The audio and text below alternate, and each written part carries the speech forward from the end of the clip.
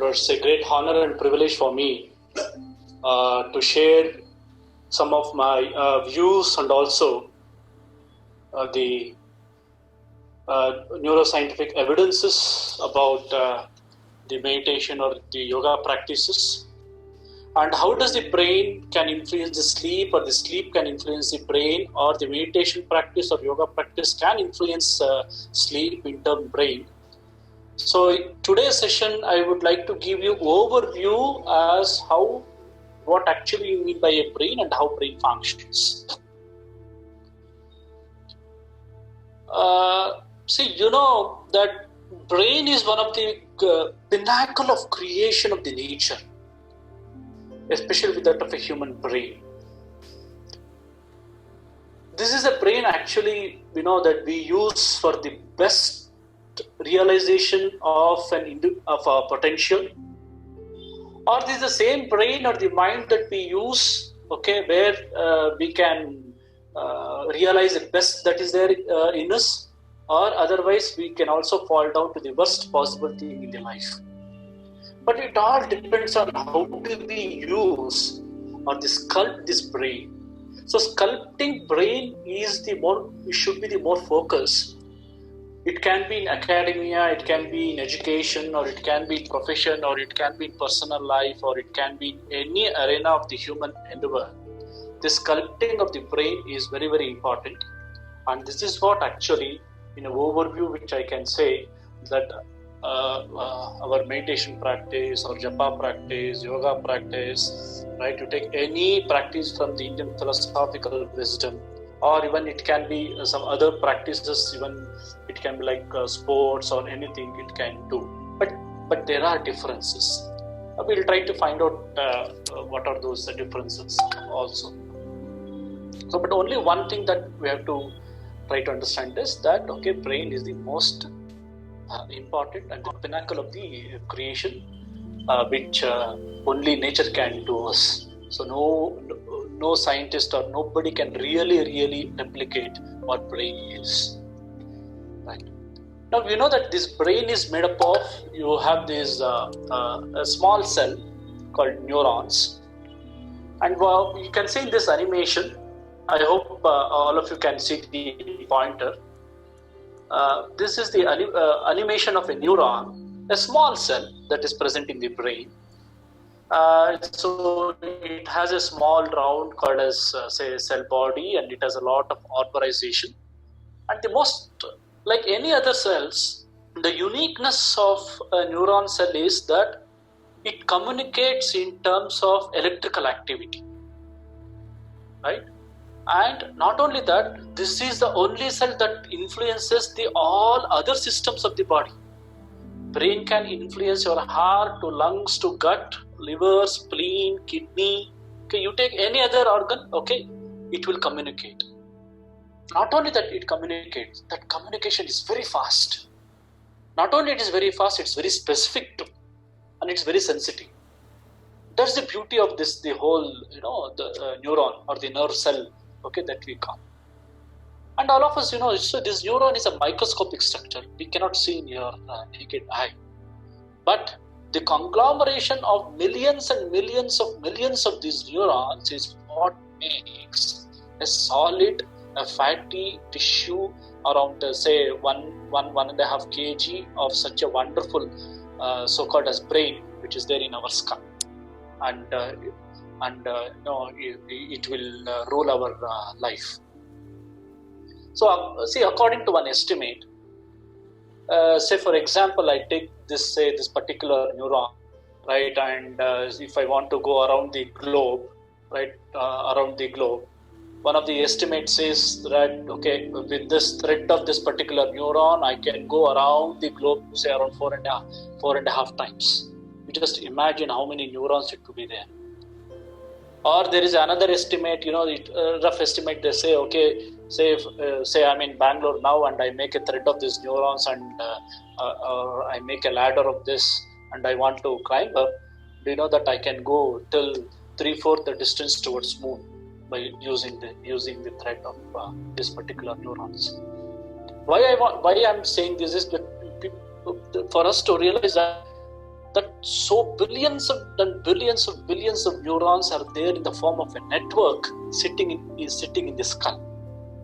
And we have to understand what is the capacity of this one single neuron. A single neuron, probably it can store around 20,000 units of information, right?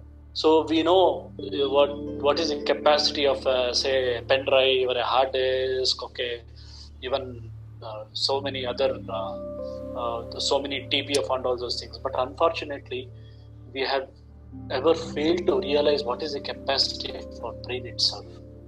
So we have such a tremendous amount of capacity, right, of these neurons that is present in the brain, and using the whole capacity of this in very optimally and in an energy efficient way, right, is what actually happens when we do a japa or when we do a meditation, when you do a yoga and all those things.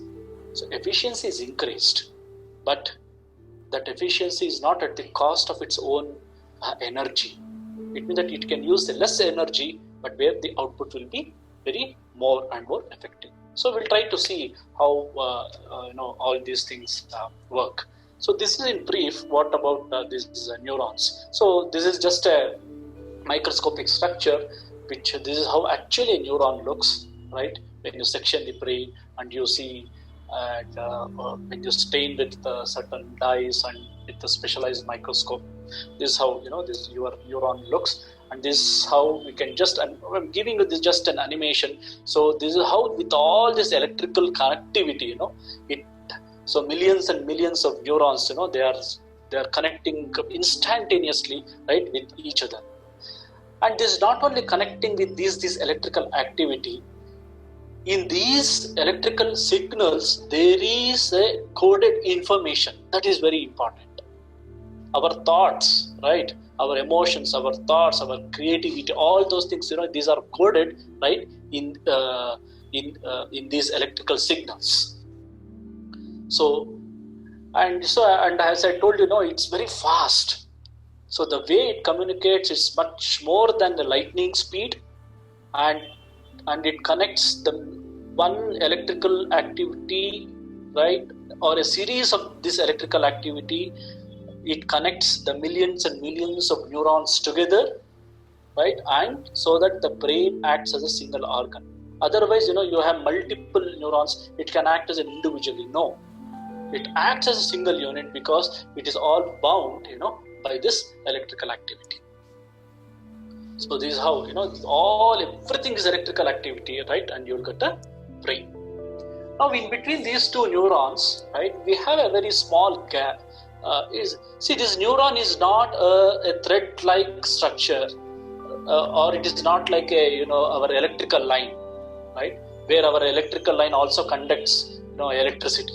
It's not an electrical line. It's not a continuous. You have a gaps in between. So these gaps, right, in the technical terms, it is called a synapse or synapse. So millions and millions of such synapses are there. So this is how the one new cell, it communicates to the another cell, okay, to these chemicals. So either these chemicals, they are synthesized in this, so it get released, right? It goes to the next neuron, and this next neuron, whatever the information that is present in these chemicals, right, it is decoded into the electrical language, and it is further, it is carried out. So this we call it as synapse. Now these synapses are very important. So if you can see in this animation, so you can see that the chemicals are released from one synapse to another synapse. Immediately, right, when it is released, right, these chemicals in turn, they are converted into an electrical signal, and this electrical signals, it will go down again, right, you have a chemicals in the other end, again that will pass on to the next neuron. So that's how this whole information, right, it goes. So you can just imagine, suppose say you have a needle prick, so maybe to your toe. Within a fraction of a second, how do you sense the pain? You can't even imagine the amount of, say, the speed in which this information reaches the brain, and brain tells, oh, there is a prick in your toe and it is paining, and pain is a protective phenomena.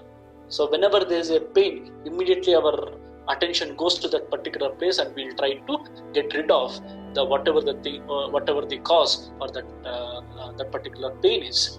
So it's very, very fast. We can't even ever imagine, right, that the time, the way it is transmitted. Definitely it is not in seconds. See, what is the maximum amount of time probably that we can imagine? We can imagine maybe say 1 second or maybe a half a second. Can we? Is there an imagination of a millisecond in our mind? No, because we cannot consciously perceive such a small unit of time. So this transmission goes across this network in such a small fraction of a time, right? Where that fraction of time is inconceivable, right, for our conscious cognition. So, which are all the things which is not conceivable for our cognition, right? We can call it, they're all subconscious. Our heart is beating, right? And it is sending message to my brain, to certain part of my brain, but I'm not conscious about my heartbeat. My food is getting digested. That information is going to the brain, but I'm not conscious about this. Not only about the time, there is also different places in the brain, which I'll come to later, where this information goes. And also we would like to see, right, can these unconscious things that is happening, can we make it conscious? Is it possible? Are there any practices? It could be possible. So now it's better to understand that we have these synapses.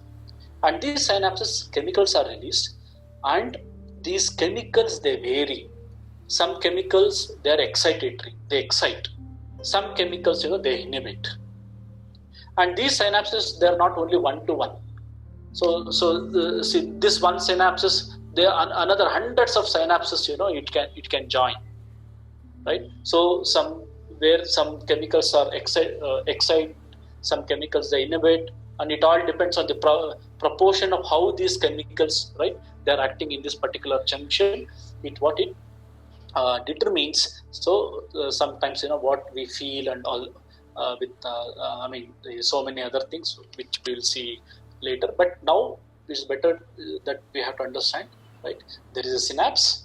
And this synapse is the place where the chemicals are released, and these chemical signals, they are converted into electrical signals, and these chemical signals play a very, very important role, right, in our psychological life or in our mental life. So this is just another animation which tells, right, where you have these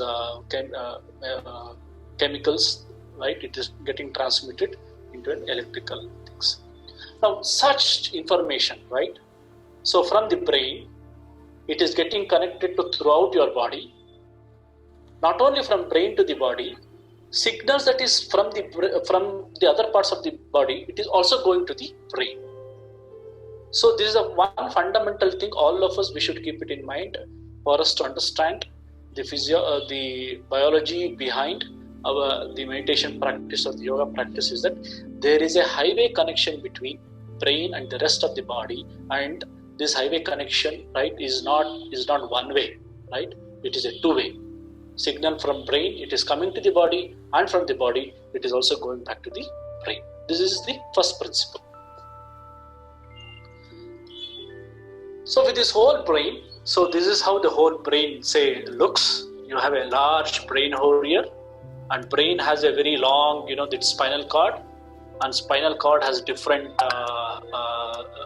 sections. So we call it as, say, lumbar, thoracic, cervical, okay? So all those things. So this is how the whole brain and the spinal cord looks. Now, so whenever we say the brain, right, and we have one thing that evolution, even though there are some controversy, but still, now it's better to understand this, that brain is there, across the evolution. If you look at the size of the brain, when the Homo sapiens or the human, okay, when we became erect and when we started, walking on our two legs or the two limbs, right, the structure of the brain also changed. So you can see here the size of the brain, starting from mouse to rats to monkeys to humans, right, the size is increasing. So what could be the reason for this size of the brain to increase? Now, what do you mean by increasing the size of the brain? Increasing the size of the brain, it's not that say 1.5 kg brain has become a 10 kg brain. No, but when it means that you have more and more synapses, more and more neurons, more and more connections. That is the meaning why there is the increasing in the efficiency or increasing in the size of the brain. So when you come to this evolution from point of view, right, size of the brain is increased. So when we reach to the human beings, so this is directly proportional to the creativity, where in the course of evolution that we learned, right, for our survival. So we learned how to build the fire, we learned how to cook, so in due course we learned so many things. All these learning added more and more number of neurons, more number of connections, more number of neurons and more number of connections. This is how the whole size of the brain is increased. So what is the lesson that we are going to learn from this? It means that the part of the brain that is present in the animals is also there in us. But apart from that, we have a unique brain which is exclusively for human being. And we can also increase the size of this brain by we being more creative.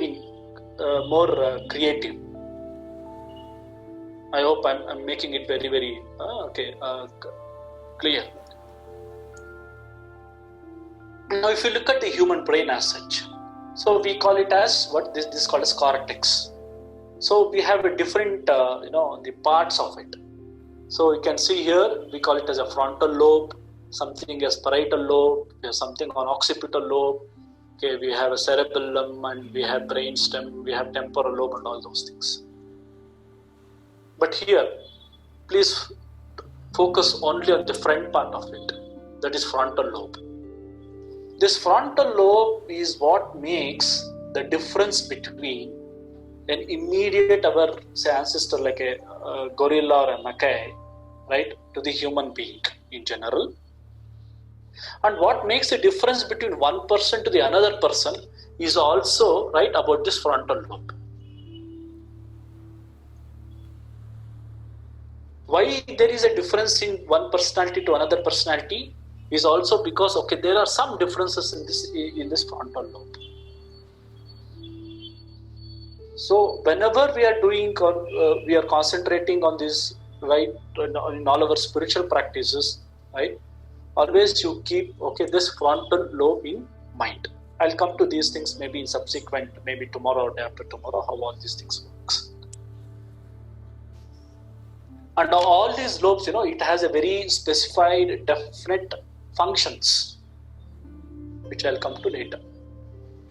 So this, you can see, this is a real brain, where the brain, we have two lobes. So you can see the skull that is rotating, we have two lobes.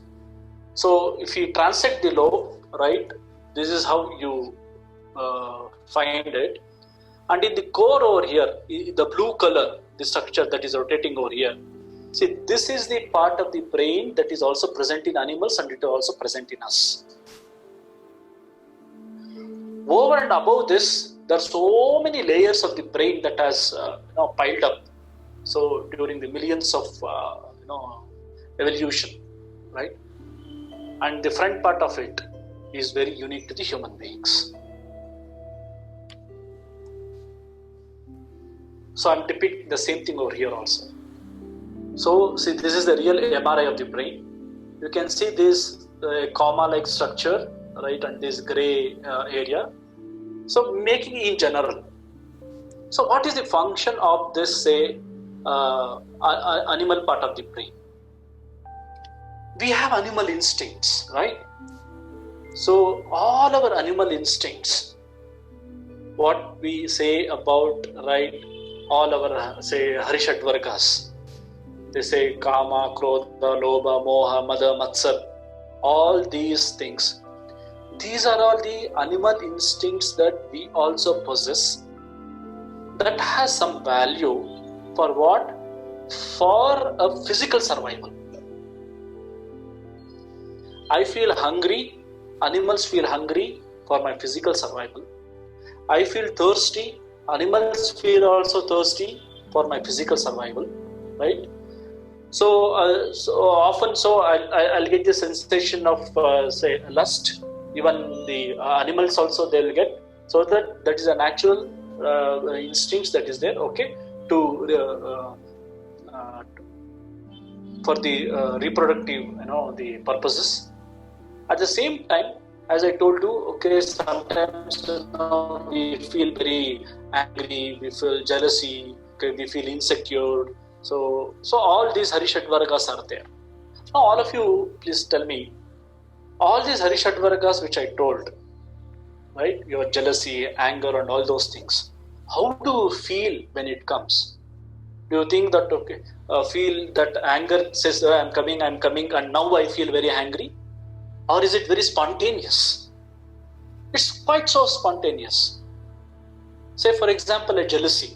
Jealousy will not say, hey, hi Ravindra, you're in Bangalore. Jealousy, I'm in Bombay. Now I'm taking a flight and I'll come.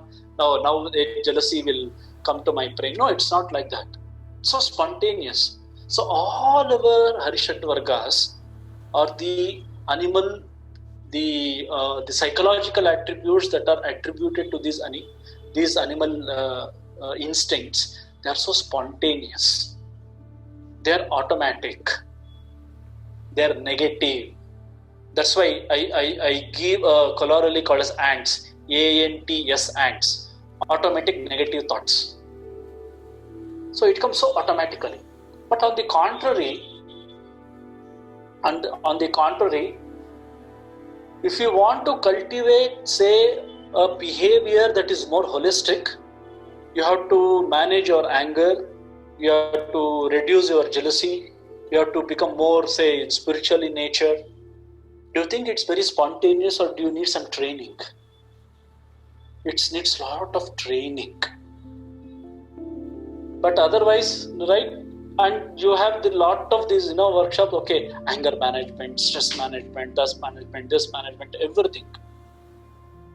And we go and we participate in those sessions of the programs and all those things. Why? It's because, right, to cultivate all these, say, holistic or the new psychological attributes, we need these trainings. Now, as I told you, we have this frontal lobe, the front part of it, right? This is the area of the brain, the human being, that is exclusively reserved for training. More we train in these areas, that particular part of the brain, it becomes more and more efficient. So that's what it is depicted, say, in this particular cartoon, right? All our emotions, all the Harishad Vargas emotions, it comes from my emotional part of the brain, which has a value, there is no doubt, which has a value, right? And all our other capabilities, it can be our rational thinking, intellectual thinking, creativity, right? And our insight, all these things, it is related to the newer part of the brain, it is called as neocortex, and exclusively, especially in the human beings, right, it is related to frontal cortex or the front part of the brain. See, there is no doubt, even our immediate ancestors like a chimpanzee, you go to any zoo, right, you teach it to how to do a calculation with a calculator, or maybe a simple things in the laptop, it will learn. It has a capacity to learn, but those animals doesn't have an insight. So developing these insights, right? And also most important is the imagination. Now what do you mean by this imagination is, say all the animals, including chimpanzee, right? It doesn't bother that for tomorrow. It doesn't say, okay, tomorrow what should I cook? Or chimpanzee doesn't have an imagination, okay, 10 years down the line my life should be like this, let me prepare like this. See, this mental travel with to and forth. Sitting in Bangalore, I can imagine, okay, for myself, what should be my life, say 10 years ahead now. And I can also recollect of my past experiences. With my past experiences, being in the present and having my goal somewhere in the 10 years down the line, and I shape my today's day-to-day affairs.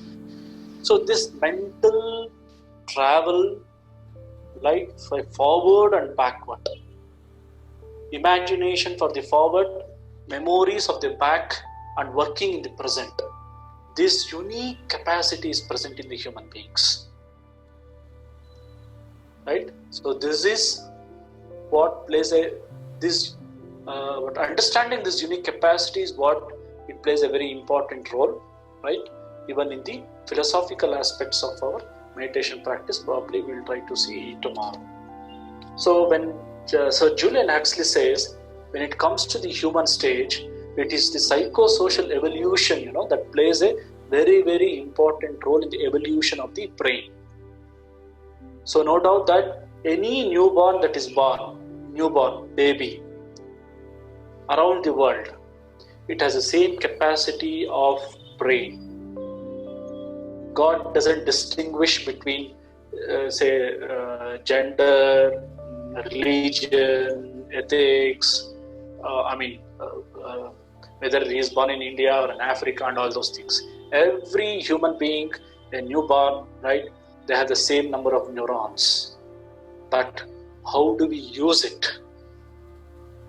How do we make the connections more efficiently, right, is what determines the capacity of the one person to the another person.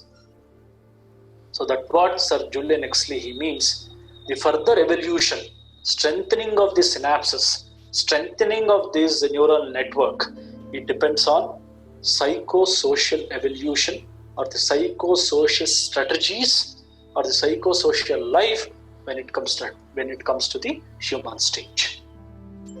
So, two principles. Number one, there is a connectivity between brain and the other parts of the body.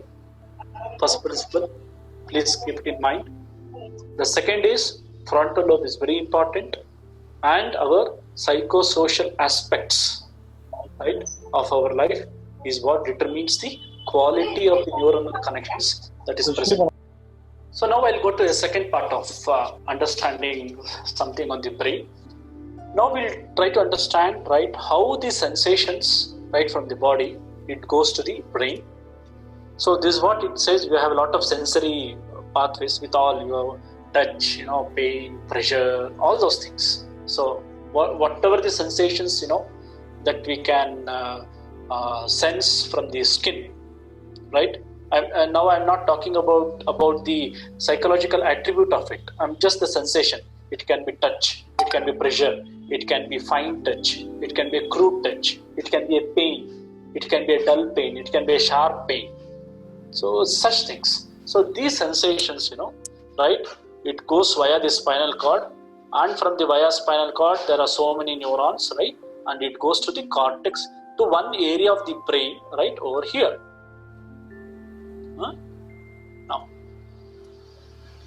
Now understanding how these things are arranged is very important. Why it is very important? For us to understand that how brain creates the awareness of a body, how brain creates the awareness of our surrounding, okay, is very, very important. How do I know which is right and which is left? What is the reference point? The reference point is me, myself, when I'm standing. I stand in one direction, right? Then I'll say, okay, which is right and which is left, or which is top or which is bottom. So you have that body reference. So without that body reference, it's very difficult to say which is top, which is bottom, which is the perpendicular, which is parallel. So, right, so many things. So all the sensations, okay, it goes to the brain over here, and it maps. It maps the pressure, it maps the pain, it maps the touch, all those things, right? It is mapped over here.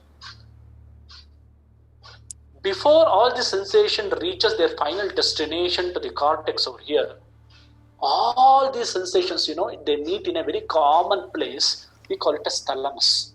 That also we have to understand.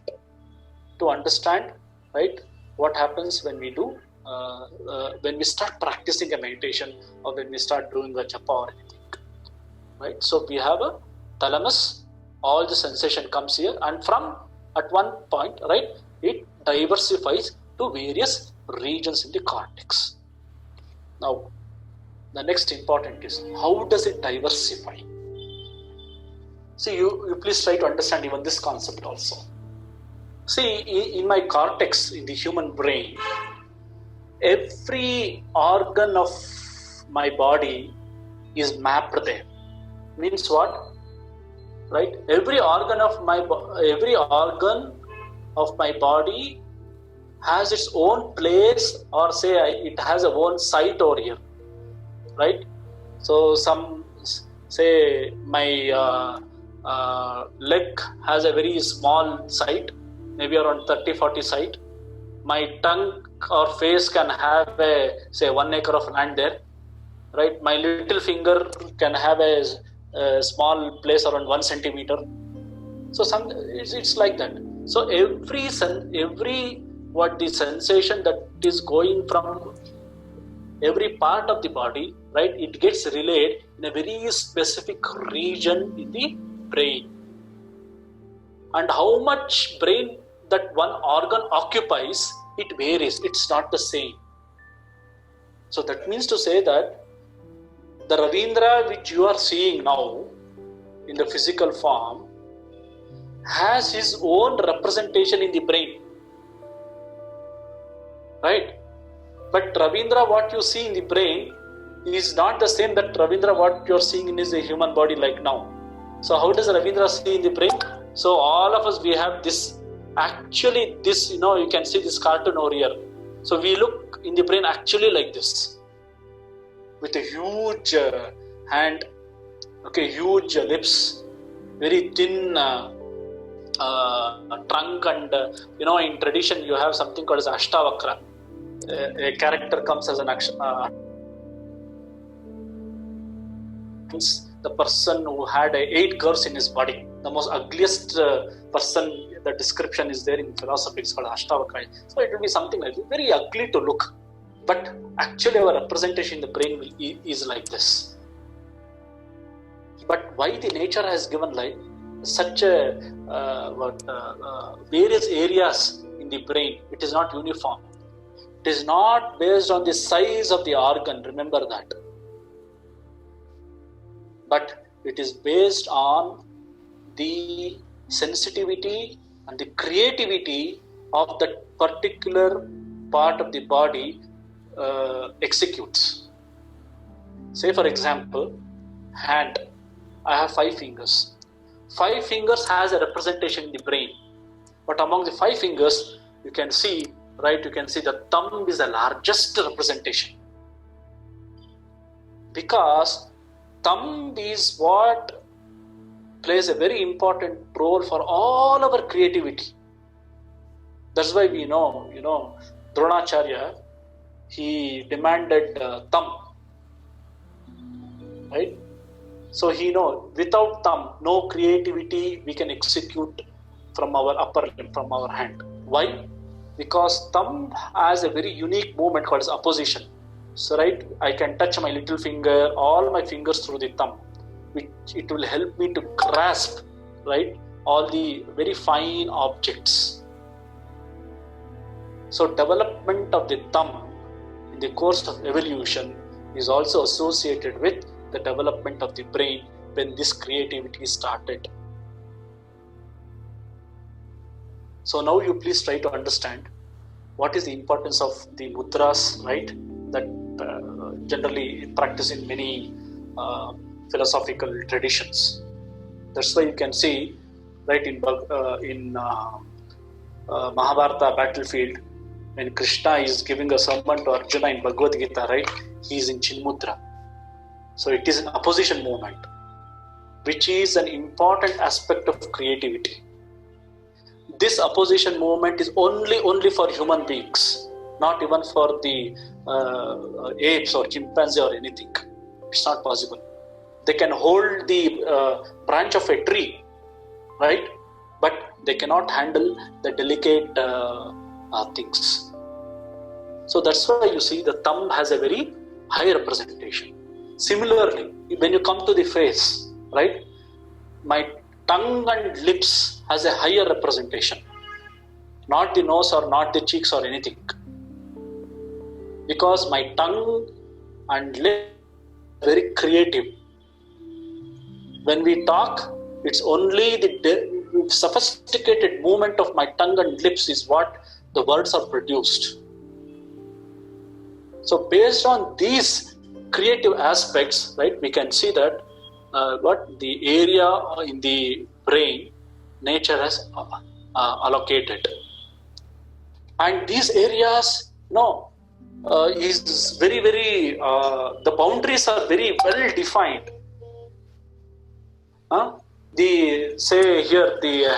The thumb cannot encroach the face. There is no encroachment of sights here. It's very clear. And how are these these boundaries are maintained?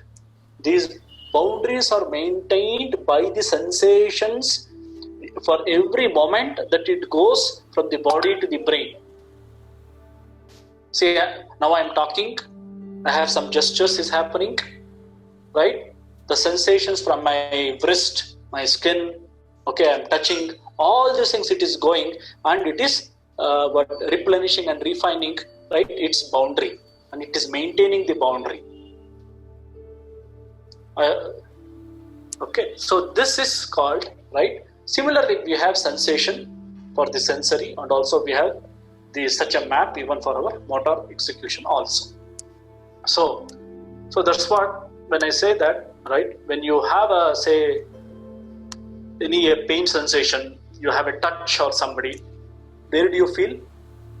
So that particular sensation, which starts from that particular part of the body, through the electrical activity and the chemicals, it goes to the brain, to this specific part, right, and then we feel the particular sensation.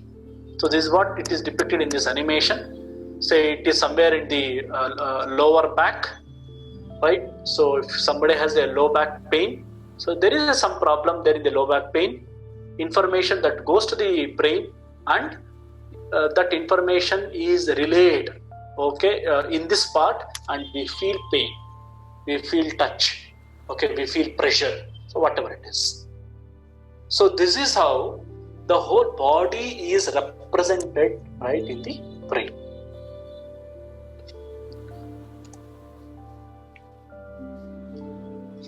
See, understanding of this is quite crucial, and it is also very important, because, say for example, we have certain conditions called as phantom limb.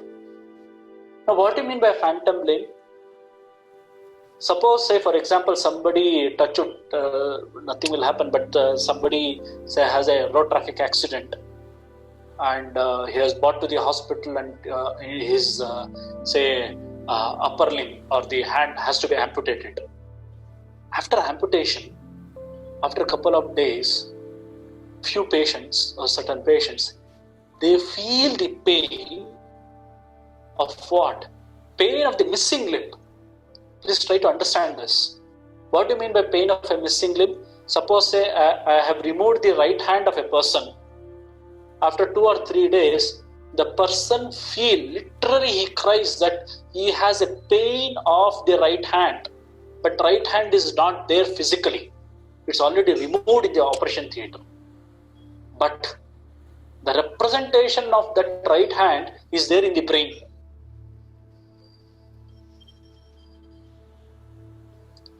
Hope I'm making it very clear here. Right? Now, because that right hand is missing, there is no that sensation from the right hand is going to the to that particular area of the brain. Right? Now, what this brain area does?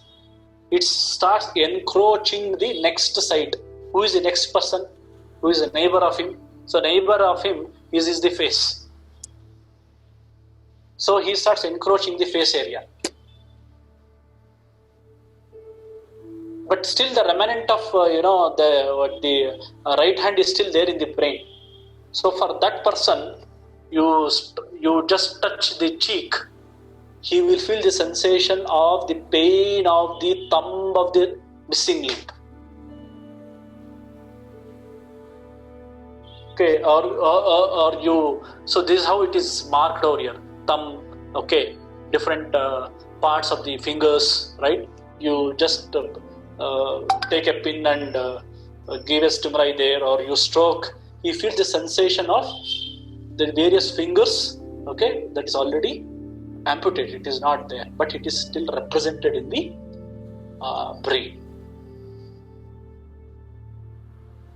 Now I will leave all of you to have your own conclusions from the philosophy point of view, right? What actually, when there's how the body is represented, and because see, this is how actually we can discuss so many things when from the philosophy point of view, when they say who are you, who am I, and all those things.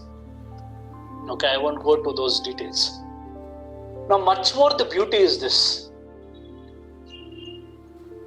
Suppose say I told you that my right hand is removed, but still there is an excruciating, intolerable pain of my missing limb, that is my right hand. Now, what should I do? I should fool my brain to tell that, okay, that my brain should get the idea, right? There is the hand, my right hand. So this is a very simple thing. We call it as the mirror box. So this is a box, right? This is a mirror, and a person intrudes, say, his left hand, but the person will see in the mirror. So when you see your left hand in the mirror, so it looks like what? The right hand. I hope I'm making it very clear. It looks like a right hand. And every day, say for half an hour, okay, your left hand is inside, you see through the mirror, it looks like right hand. It looks like right hand. And you are giving say your mental input to your brain. My right hand is there. My right hand is there. My right hand is there. And through the vision, right, you are seeing it. Even though it's an illusion, but still you are seeing it. Now slowly, what happens? So in the brain, right, these rewiring of these neurons, which I told you, it happens, and gradually the pain of the missing limb comes down and it disappears. Now, you please try to understand how the neurons in the brain can be mapped, can be rewired, right, by a simple illusion, or we can say it as a Maya. And these things are medical facts. It is not a philosophy. These things are medical facts. So this is how what I want to tell you, see, it's leg, arm, hand, okay, and the representation in the brain of our body is topsy-turvy. So we are doing Shirshasana in the brain. We are not standing on our legs. Okay, we are standing on the head and our leg is up. So it's always the topsy-turvy, okay, things over here. So this is how this is the frontal lobe, right? Which is, and as I told you, different lobes of the brain has a very different functions. Frontal lobe is for the conscious thought that can happen. Now here you have a temporal lobe. So this is the place of hearing. So you people are hearing me, right? Through your ears, the sound waves is traveling to this part of the brain, right? And it is making some sense, or if at all, okay, I'm making some sense, okay, there is some sense over here. And the back of the is for your vision, right? Whatever you see directly, it goes to the back, right? And we can perceive something. So every part of the body has a very, the brain, now it has a very, very specific functions. So there is another thing also. So this is what I want to just tell you, that how our body awareness, it is created in the brain. See, if you look at this particular, say, diagram or the figure that is written by a patient. See, here you can see the two types of figures. Okay. In both the types of figures, there is no one half of the figure is not at all there. So you can see here the eyes and cheeks of this part is not written, or you have the clock is written, but it is, or this part it is missing. Or for the same patient was asked to copy this particular figure over here, which is very clearly, but here you can see he or she has written only the one half. It means that what? It means that for that particular person, only one half of the world exists. You ask, if he's a male, you ask him to shave, he will shave only the one half of the, say, face. So he will neglect, say, right or left. Okay, so you ask him to see the world outside, he can see, say, for example, only the left side. He cannot see so one half of the world, either of the outer world or of his own body, doesn't exist for that person at all.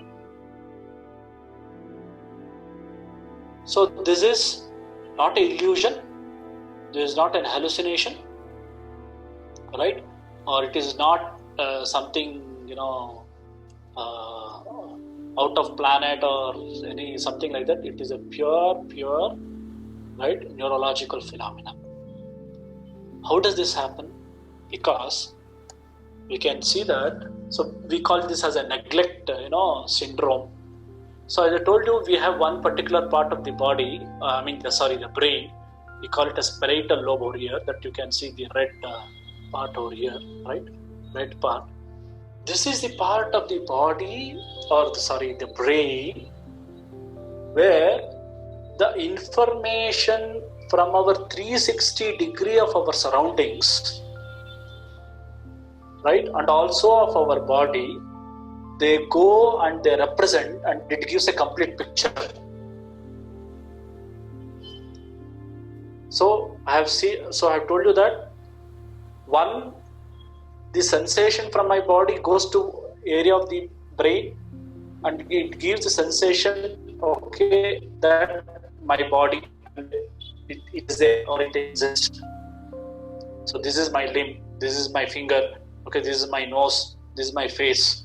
But at the same time, information is also going from the surrounding, right? So where I am standing, what is there on my right side, what is there on my left side. Okay, all those things are there. All that information goes, and all this information, it gets combined, right, in this parietal cortex or in the parietal part of the lobe, and it gives a complete picture of myself placed in the external environment, and me as an anchor, right? I will decide which is right, which is left, which is up, which is down. And with reference to the external environment where do I stand. So this is how a body awareness, right, and the surrounding awareness, right, it is consciously created in the brain, and any impairment in any of these process is what projected as one of the say neurological or a psychiatric problems or the disorders. So this we call it as a neglect syndrome. Then I also would like to give, again I am emphasizing, see, understanding all these things are very important for us to try to understand the experiences of when we do japa or a meditation, that we will see tomorrow. See, the other thing which really amazed the field of neuroscience was this particular event that happened on September 13th, 1848 in Vermont. Phineas Gage was a worker who was laying the bed on a railroad. He meets with an accident. Accident is very horrific. That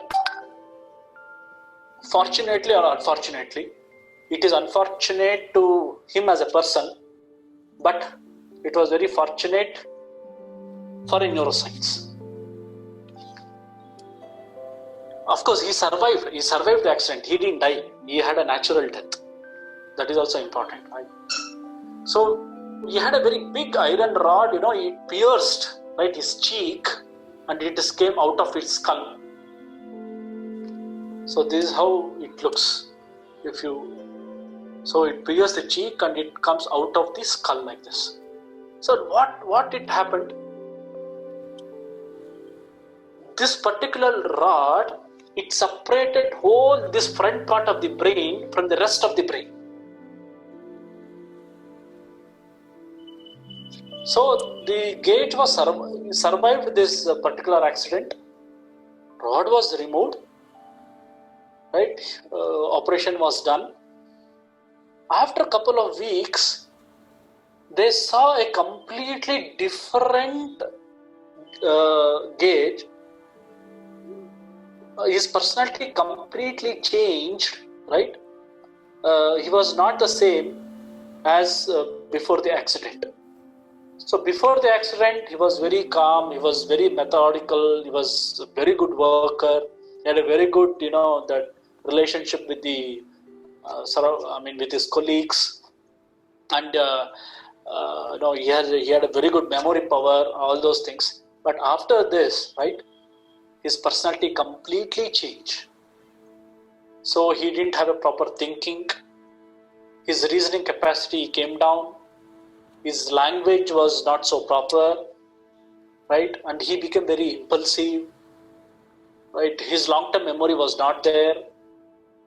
He could not able to really have a proper judgment of any of these situations. So even though he survived, but his personality totally changed. See, this one incident is what really gave a lot of clue for the neuroscience. What is the function of this frontal lobe?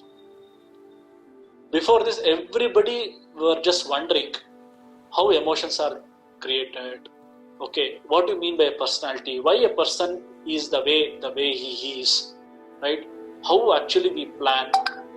All those things was a very $1,000,000 and $1 trillion questions before this particular accident. After this accident, right, it was very clearly demarcated. Okay, these are the specific functions or the higher functions that is there in the functions of this frontal lobe. And you just look at the functions, it is a higher level of thinking.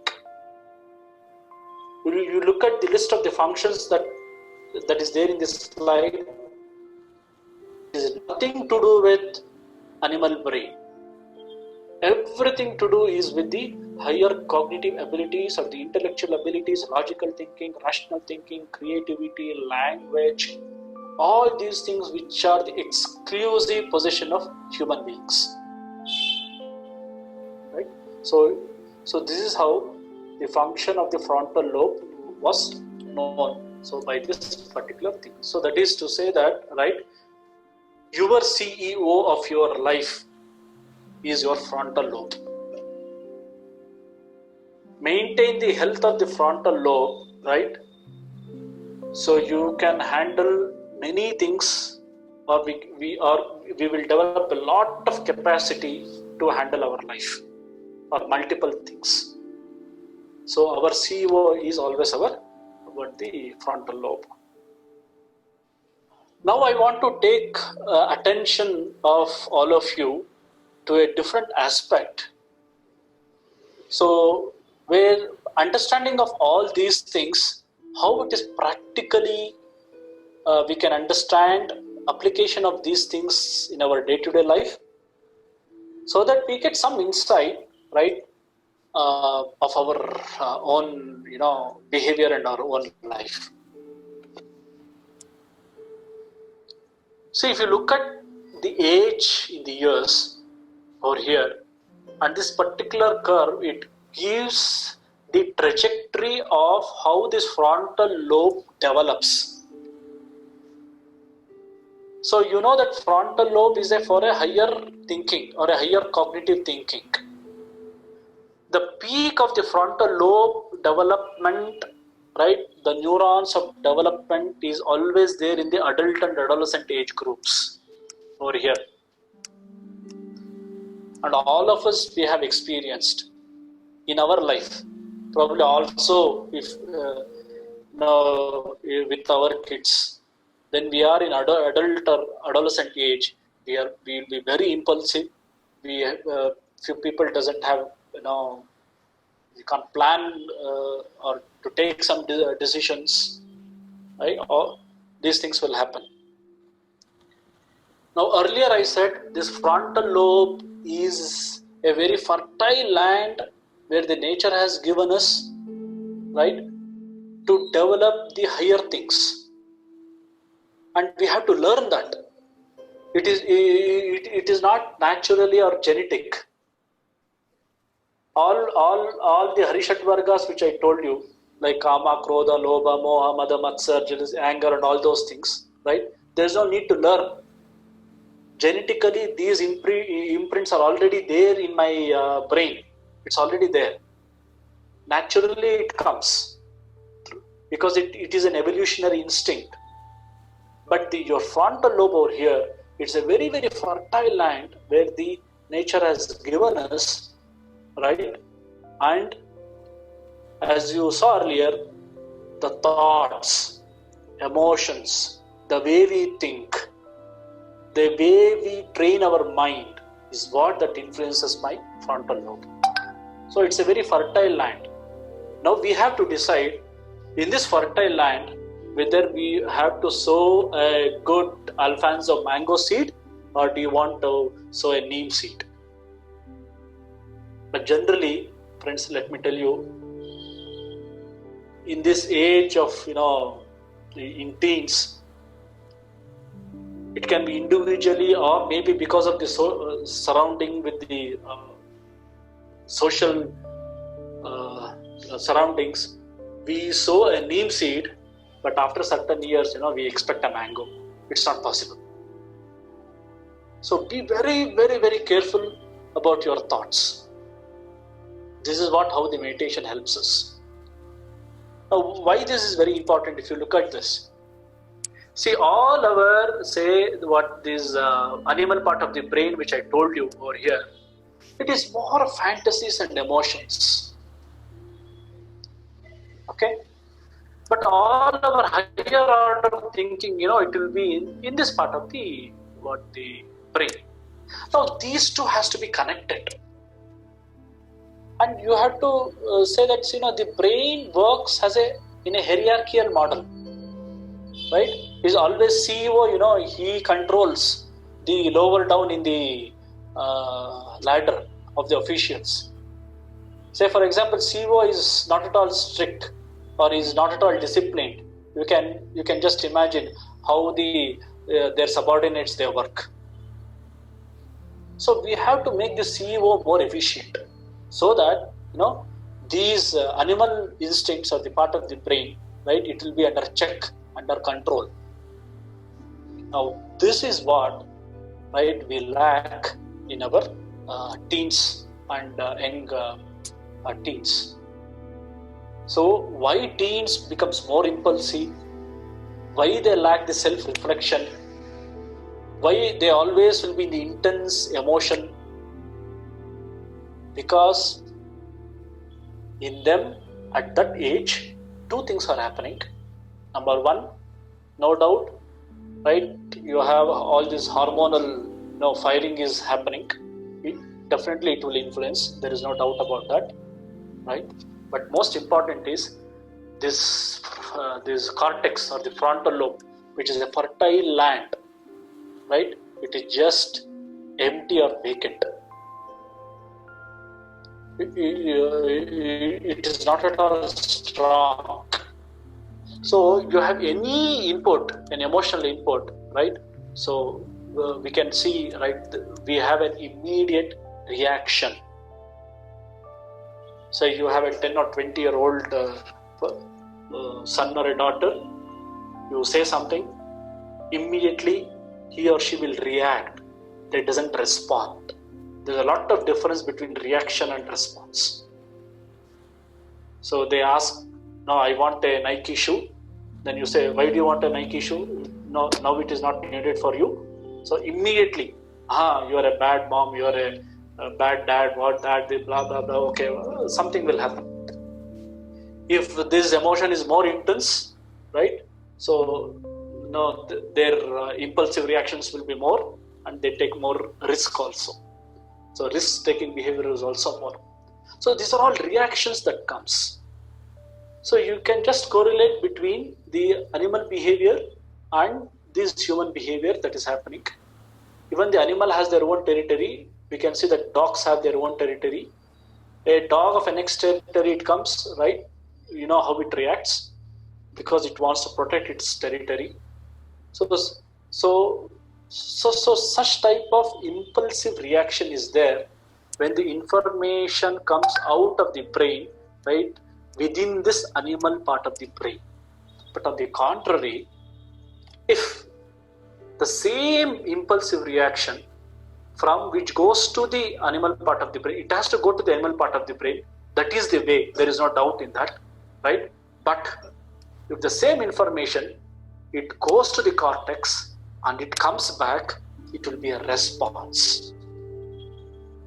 Somebody shouts at me, if I am a matured person, if my frontal cortex is there in my control, right, I will try to analyze why this person bullied me or shouted at me, right? I'll try to introspect and then give a proper response. If somebody bullies me and immediately, hey, why did you bully me? You did that, you did this, right? Like that will be a reaction. So this we have to understand. Why we have to understand is that if we don't make this frontal cortex to be more efficient and more strong, if the connection between the cortex, the human brain and the animal part of the brain, if we don't make it very strong, right, all our personality and our thinking will change. So it means that the way we think is very, very, very important, right? To which part of the brain, right? It becomes very strong. Now I'll come to the third principle. The third principle in neuroscience, we call it as neural plasticity. The first was what? There is a highway connection, right? The second I told about the frontal cortex. The third I'll tell about neural plasticity. Now what do you mean by neural plasticity? Neural plasticity tells that even around 20 years back or 25 years back, even neuroscience didn't know about this. Everyone thought, okay, that you have a brain, you have so many number of neurons, that's it. you cannot make any change in the brain at all. But today, evidence is very, very clear. The way we think, the thoughts that we encourage in our mind to be very consciously, that part of the brain, it becomes more stronger and stronger and stronger. If I always think about all my Harishatvargas, if I always become so selfish and think about me and mine always, I don't have a holistic way of thinking. So it's quite natural that what my animal part of the brain is more strong. It will lead the decision making rather than the frontal cortex. If I start developing the holistic thoughts, spiritual thoughts, all embracing thoughts, in my frontal cortex, it becomes very strong. When frontal cortex, it becomes strong, it's quite natural, right? That will control the animal part of the brain.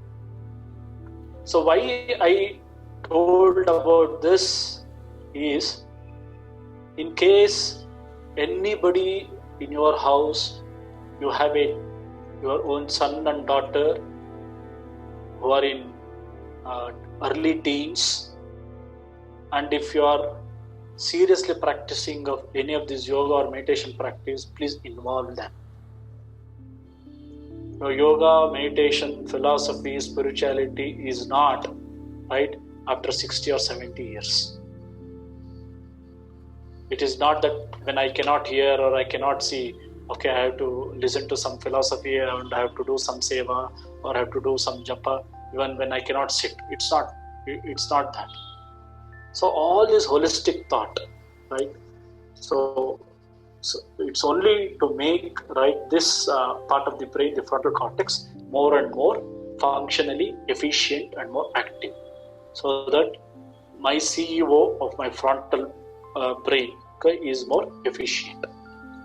Now the other important aspect that we have to learn is, you have something called as laterality. That is, or my left and right side of the brain has different types of functions, which all of you can see over here. Left side of my brain, right, is called as a dominant brain. It's only because my language area is in the left side.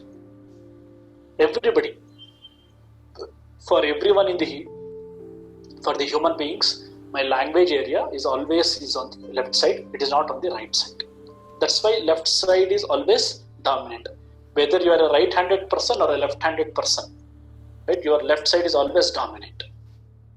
And this left part of the brain is what determines, or which is what is important for logical thinking, abstract, analytical thinking, analysis, for all our intellectual things.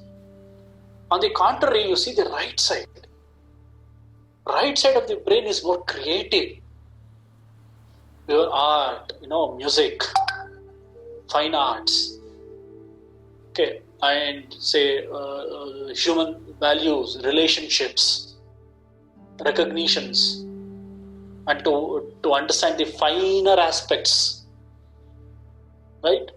Your right side of the brain is very, very important. So for the efficient working of the brain, we had to train both the sides of the brain. But unfortunately, in our system today, either it can be an education system, or it can be the profession, or it can be business, we give more emphasis on the left. You should be rational, you should be logical, right? You should be planned, you should do like this, and all those things. But there is no intuition, there is no spontaneity. Why there is no intuition or there is no spontaneity? Because we are not giving an opportunity for us to learn all these things. So our capacity of our right brain goes down. So I request all of you after today's presentation or maybe before joining tomorrow, you please listen to one of the YouTube video lecture. Forgot the name. Let me tell. The title is "Stroke of My Insight." Stroke of my insight. She is a neurologist. She suffers the stroke of her left hemisphere, the whole left hemisphere, and for her, it's only right hemisphere is working. You please listen to that lecture before joining tomorrow, and you will try to understand what will be the perception of the world of that person, where only her right part of the brain is functioning, but not the left hemisphere. Then probably you people can really link, right, with some of the holistic or the grand spiritual ideas or the experiences where our many mystics have experienced all these things, right? So we have left and right hemisphere. So please take care that for yourself and also for your family members and also especially for your children or grandchildren, that you create a conducive atmosphere in the house so that holistic thoughts are there, right? The selfishness or the Harishadvargas, it comes down, and the activities will be in conducive with more right and left side parts of the brain are completely, their potential is completely, is used. Then I'll come to the last part. So as I told you that all the sensation that is present right from the other organs of the body, it goes to the brain, and we have something called as autonomic or involuntary system. So involuntary system is like my heart is there, lung is there, intestine is there, okay, which I don't have much control about that. But nature has its own mechanism. No, it is whether I like it or I don't like it, my heart will pump. Right? Whether I like it, I don't like it, whatever goes to the stomach, it gets digested. There's nothing of my control. Right? Whether I eat a rice or I eat a pizza, by the time it goes to the stomach, right? At the end of the day, it gets converted to the same fundamental, chemicals. But it doesn't mean pizza and burger are good for health. Okay, but it has its own other health consequence. That's a different issue. So when it comes to this autonomic nervous system, we have two important things. One is called as sympathetic, another is called as parasympathetic. Now, what do you mean by sympathetic? Sympathetic, that system is such a system which is called as a stress system, that whenever there is a challenge, it can be a physical challenge or it can be a mental challenge or a psychological challenge or any stress. Say you go for a jog or you go for a gym, that is a challenge for the physical system. Energy demand is more. So what happens? My heart rate will increase, my blood pressure will increase, the way I breathe, it will increase, so that more and more oxygen is pumped. Or say for example, I have some stress, any mental stress or psychological stress. So brain assumes, okay, so there is a threat to this particular system. To counteract that particular threat, all my sympathetic thing will, it will increase. It will again increases the heart rate, increases the blood pressure, my respiration becomes very chaotic. There are certain hormones, it will increase those hormones, so that it is preparing my physical body and also to a certain extent my mind to face the situation. This is called a sympathetic system. The other system we have parasympathetic, so which is like a yogi, calm, cool, right? Chalta jayega aram se. Sympathetic system is like our, say, many TV channels. Always they say, breaking news, that news, this news, coming, blah, blah, blah, blah, blah. It's like that, the sympathetic. Parasympathetic is, it's like a Doordarshan. whatever happens, be calm, cool, aaj ka samachar, I said, they calm, coolly, they will read. They don't shout. So I'm just giving you a corollary. So this is the parasympathetic, right, which will reduce, right, your heart rate, which reduces your blood pressure. The intestinal, the movements are more. Your gastric secretions are increased. So all these things are parasympathetic. So is there a way that we can control these two? Yes. So it is through our yoga or meditation practice, we can shift the activity from one system to the another system, so that, right, we have a more physical health and also our mental, the well-being. So this is how, again, this tells the same thing. So any stress associated thing, sympathetic is more, very calm and cool. It's always, the parasympathetic is more. So when I have a repeated conscious thought, any type of thought, right, that comes in my frontal cortex, I repeat the same thing, and I repeat the same thing. When I repeat the same thing, you have a certain amount of neurons, right? They link with each other. They become very, very, very strong. So when one particular way of thought, it becomes very strong, right? It becomes an unconscious thinking. So starting, it will be conscious, right? Then it becomes an unconscious. And this unconscious thinking, when we internalize it, when it becomes an habit, right, it becomes an unconscious way of our behavior or our being. Say, for example, somebody is a short-tempered. You go and say, hi, how are you? So immediately he starts shouting at you. So, see, this is all our day-to-day experience. See, this short-temperedness is not an inborn character of the person. He has acquired that. How he has acquired that? Initially, he has consciously practiced, and when he consciously practiced that, certain area of the brain, in certain part of the neurons, it becomes very, very strong. So that impulsivity or is strongly embedded in his neurons. So it becomes that behavior becomes quite automatic.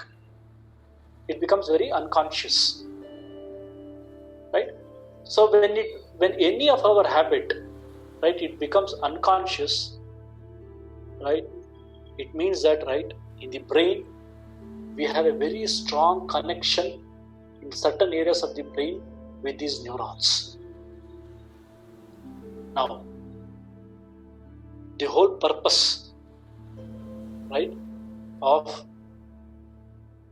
our practices, meditation practice or yoga practice or japa, with all those things, is to act initially consciously, where the quality of those thoughts are entirely different. It is not negative, but it is positive. And when you repeat the same thing, practices daily, regularly, okay, for a certain period of time, right, it becomes a hardwire in your brain, and that particular process, it becomes very easy. Initially, when you're doing, say, japa, my mind goes 101 times here and there. Maybe after, say, 2 or 3 months or something like that, slowly I'll try to focus on the japa or breathe or om or whatever, okay, that we practice. And that focusing, it becomes very spontaneous. It won't be an effortful, it will be effortless. So we have to judge ourselves. When our practice is becoming effortless, it means that what? In my brain, okay, the neurons which were firing or which were communicating with each other, when I was practicing it very consciously, right, it is becoming more and more stronger. It becomes more and more stronger. So that's why, right, we say that it's most of the time, it is our unconscious way of being is what it affects our daily life.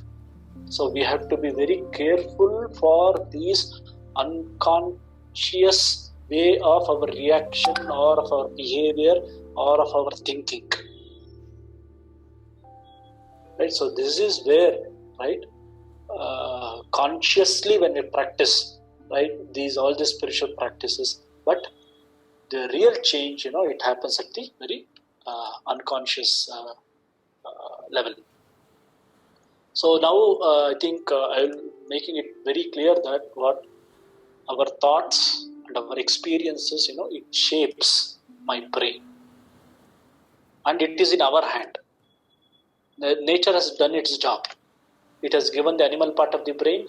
It has given all the reflexes so that we have our physical survival. But our mental life and psychosocial evolution, we have to cultivate that. That particular freedom of choosing what we want is what the nature has given us. It is only for the human beings. As I told you, even it is not for our, say, gorilla or a chimpanzee, even though they also possess most of the parts of the brain that we have, except for the certain part of the frontal lobe. Now, for next, say, 3 or 4 minutes, I would like to give you certain other aspects also, which has a lot of practical implications for ourselves and also for our near and dear. See, if you want to make this brain to be very efficient or very effective, it's not only that, okay, after a certain age, you start practicing something and it will happen. No. The many other impressions also plays a very important role. So from there, it starts from the womb. It starts from the prenatal, even before the baby is born. How? It is the physical and the mental or the psychological condition of the mother. Through these chemicals, it can transmit through the placenta. It can go to the developing embryo. It can shape the way the brain is developed. A very classical example, let me tell you. Say if a father is a chronic alcoholic, he has a kid, it can be a daughter or a son, whoever it is. Their brain is entirely different. Brain of a alcoholic parents or the children of an alcoholic parent is entirely different from that of a non-alcoholic. The brain of, say, a clinically depressed parent,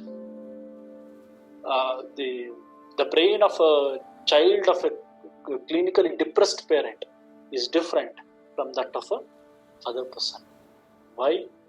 Because all these changes that happens in the mother,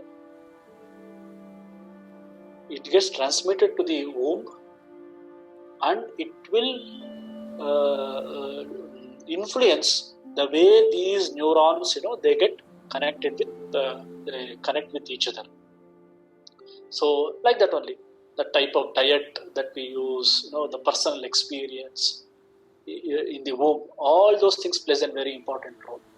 That's why anybody who is pregnant, please take care not only of their physical health but also of their mental conditions. Keep them happy. Let that mother do whatever they want. Not only that, it is up to the responsibility of that mother to cultivate the holistic thought during the pregnancy period. Being pregnant, but still that the mother has all the Harishadvargas consciously roaming in her brain, right? It has an influence on the development of the brain of their kid. So similarly, you have the post natal development. Even after the birth, right? It is the input that comes to the kid is very important. Most of the sensory input should come. Okay, you have to handle the kid. Okay, and give rub to the kid, hug of the kid. Okay, love and affection that you show to the kid. Sensory inputs that should go. So in the first initial slides, I've told you about the sensory inputs. So all the sensation that goes to the brain and it shapes the brain. But sometimes, very unfortunately today, when the kid is born, so somebody else is they take care of the kid, and we really don't know, right? What is the psychological impact of the kid, right? With when they are in, say, daycare or whatever it is. See, of course, it has its own practical significance. That's a different issue, but still, it will impact the development of the brain of the kid. So I think that this will be my last slide. So if see this slide gives you the overall thing.